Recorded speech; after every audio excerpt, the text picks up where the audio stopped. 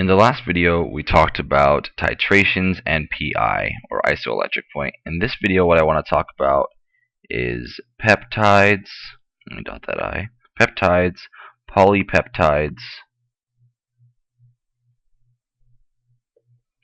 and peptide bonds, to sort of wrap up our discussion or our introduction to amino acids and peptide bonds. So we mentioned before that amino acids are the monomers for proteins, right? So amino acids essentially are the building blocks for proteins, right? They make up proteins. So what are proteins, right? Well, if they're a bunch, they're essentially, right, at the bare minimum, they are a chain of amino acids, right? So this is a long chain of amino acids, but it is a little bit more than that. Long chain of amino acids, but for now this is sort of, okay, it's a long chain of amino acids, right? But specifically it has a function of some sort, okay? So it's with a particular function. Okay, so function. Amino acids essentially make up proteins. So how do they do this, right? How do amino acids, how do we get a bunch of amino acids to come together, bond together to form these long chains that eventually have some sort of function, that become proteins? So we're going to answer that question, right? How does this happen? How? Okay, so first and foremost, what I'm going to do is talk a little bit about just things to keep in mind when thinking about all this. So the first idea that we need to be familiar with is a peptide bond, right? Because these amino acids need to connect to each other, right? So we're going to have peptide bonds. Okay, what is a peptide bond? A peptide bond is the amide or amide bond connecting the alpha carboxyl group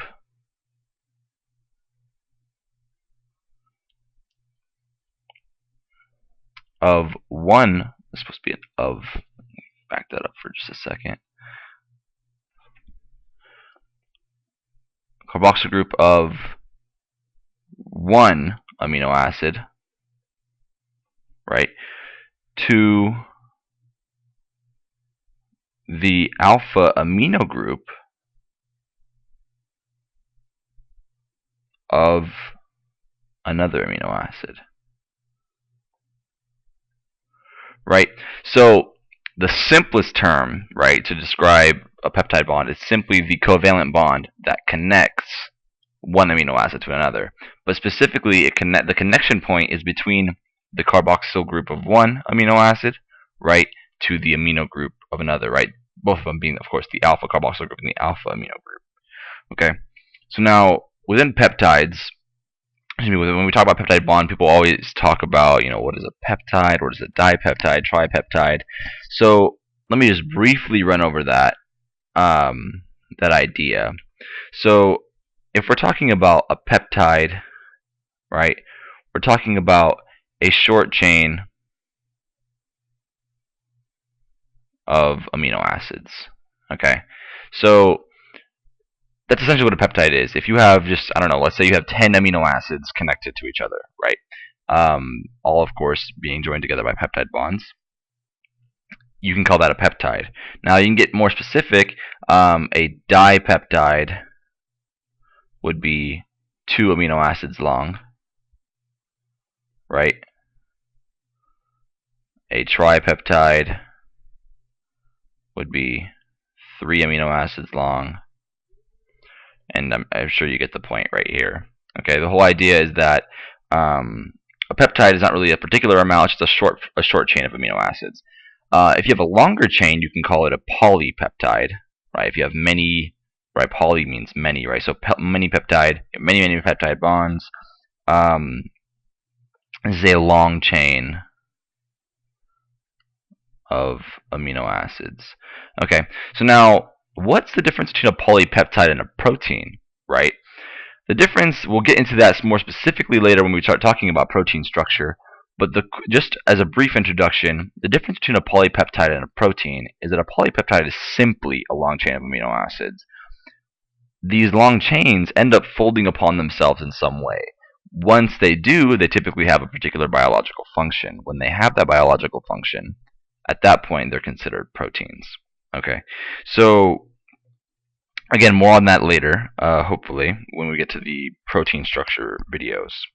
Okay, so let's talk about how this sort of looks, right? So just writing down words is not always too helpful, but let's bring up an example. Let's try to draw let's see how a peptide bond actually even forms. Okay, so by convention, right? By convention, we sort of talk about peptides as being, we write them from left to right, okay, with the amino group first. Okay, so the convention is left to right, right, left to right. The left being the alpha amino group,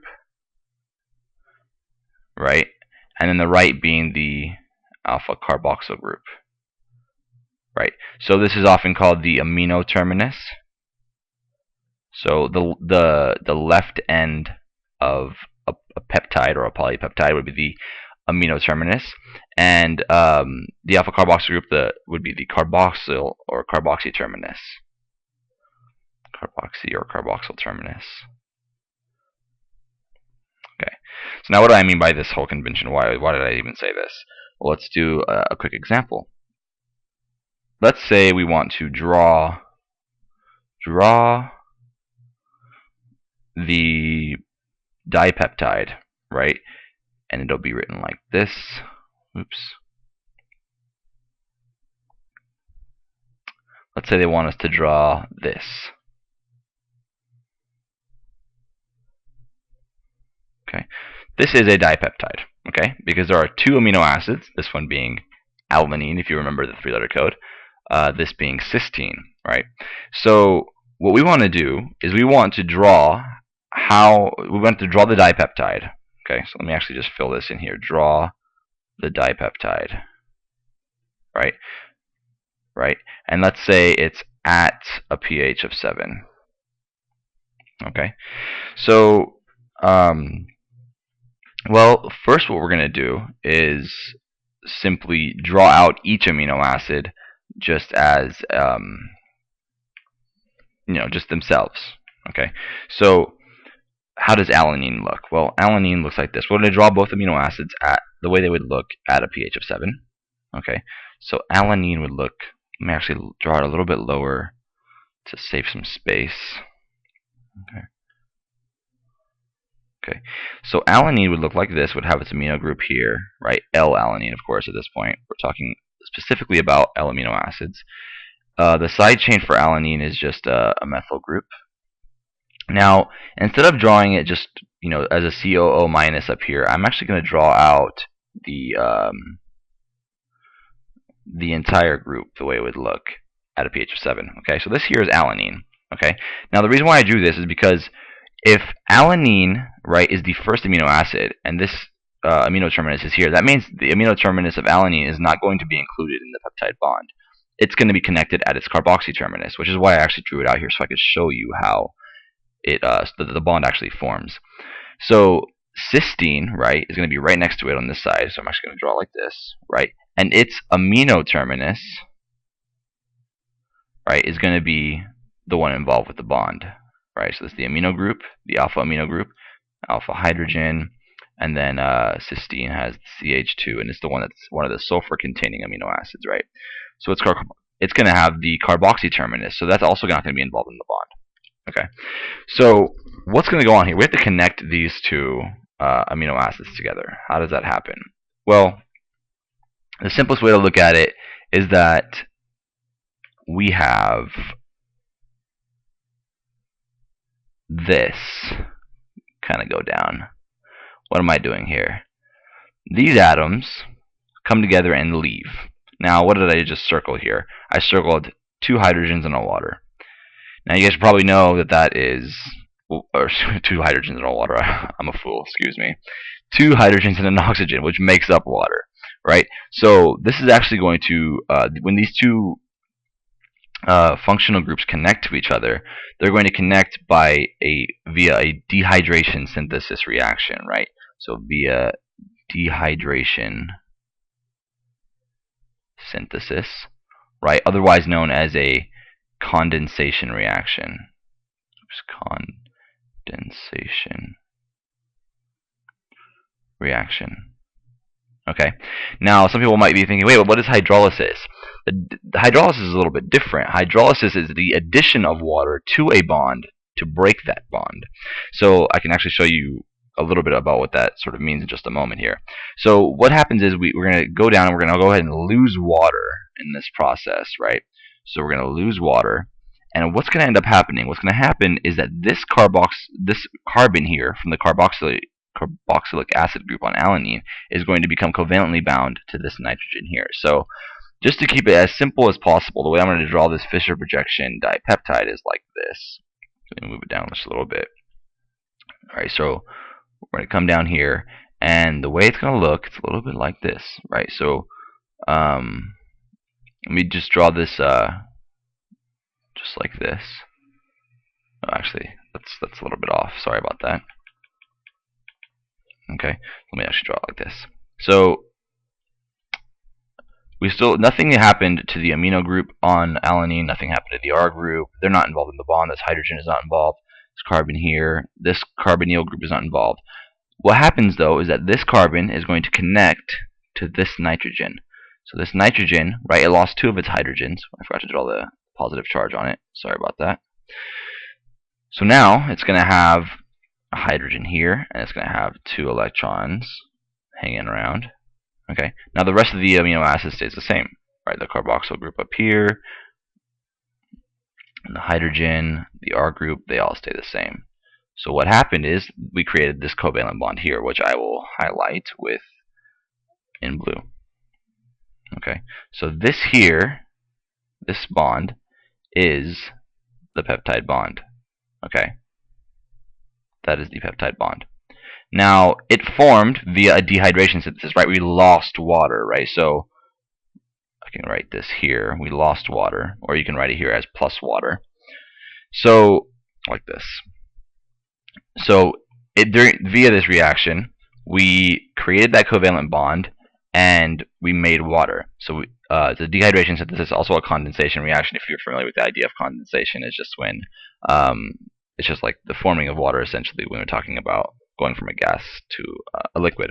In any case, this is the bond that we created. Now, if we wanted to break this bond, that would be a hydrolysis reaction. We have to use this water, attach it to this bond, and then cause the formation of these 2 individual amino acids again.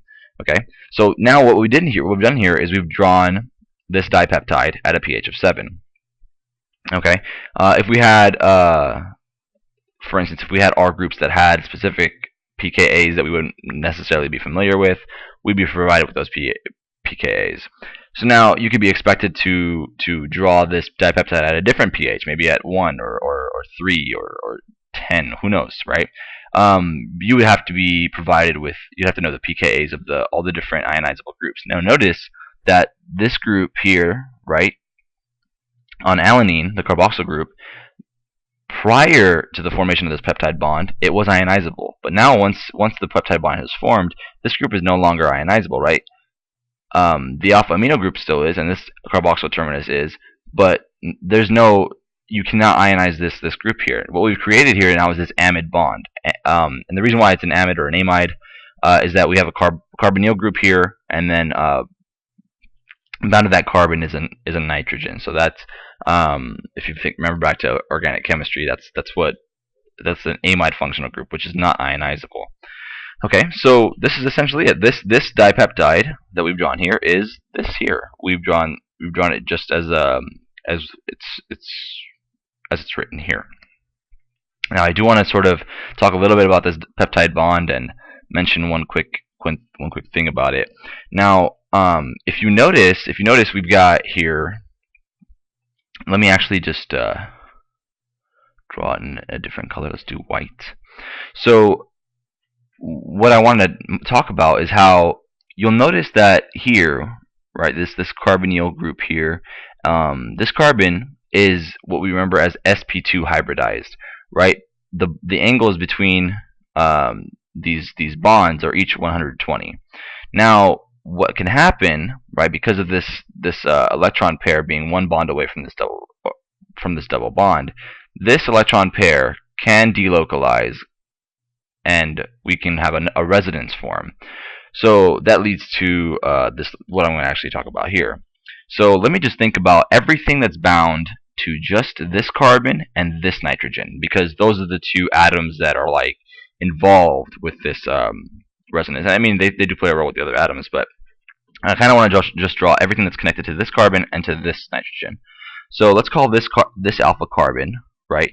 Carbon alpha number 1, and let's call this carbon alpha number 2, because this carbon is connected to this oxygen here and this carbon here. So that's 1, 2, 3, 4, 5, 6 atoms that are all connected, right, to this carbon and this nitrogen here. So let's kind of visualize that. So carbon.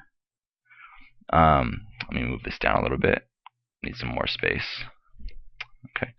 So if we have this carbonyl group here, right, and this alpha carbon number 1, right, and we have this nitrogen here, and the alpha carbon up here, the second one, and then we have a hydrogen here, okay, with those electrons there. So now those are the 6 atoms that are involved here. Now I mentioned, right, that this can delocalize. So notice the reason why I mentioned that these bond angles were each 120 is that means that everything that's bound to this carbon, right, is in the same plane, right? So this oxygen, this carbon, and this nitrogen are all in the same plane. And especially because of this resonance, this resonating effect, right? Because we have a resonance form, this can also end up being sp2 hybridized. So we'd have this going on. Oops. Getting ahead of myself with drawing that alpha carbon. Okay. So what we have here now is we'd form that double bond there, this nitrogen here, and the second alpha carbon up here. Now this carbon or this nitrogen would have a positive charge, this oxygen would have a negative charge. Overall charge stays the same. But now notice that this nitrogen is now sp2 hybridized. So everything in that plane is also what's it called, in the same plane. So now all 6 of these atoms can be in the same plane. So why is that significant? The reason why is that what that leads to is this important idea that that rotation about this peptide bond,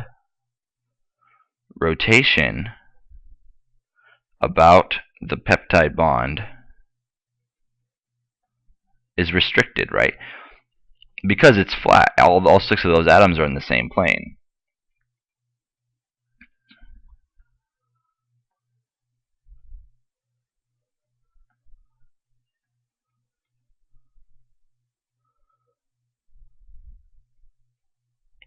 Okay, so bear that in mind, that has an effect on protein structure.